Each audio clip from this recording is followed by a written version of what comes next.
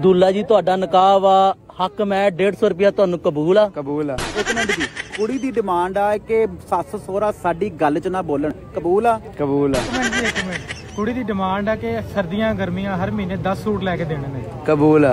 नहीं जी नहीं, कुड़ी दी एक होर डिमांड आ कि सानू daily pizza burger shawarma pasta cold drink Coke बोतल हर चीज डेली खवानी है ते कोई खोएगा नहीं, कल्ली वो खाएगी। कबूल है जी। एक मिनट कुड़ी दी यह डिमांड है कि मेरा जेड़ा हस्बैंड होना वा भांडे कपड़े हर चीज धोवे साफ करे सफाइयां करे। कबूल आ? है जी। कबूल है जी। जी कुड़ी दी एक होर डिमांड आ, कुड़ी कहंदी आ कि न्याणे भी सारे दे सारे दूल्हा ही संभालेगा, मुंडा ही संभालेगा, उन्हां दे पैंपर बदलेगा, उन्हां नूं रोटी खवाएगा, काम ते भी जाएगा ते मैनूं तंग नहीं करेगा।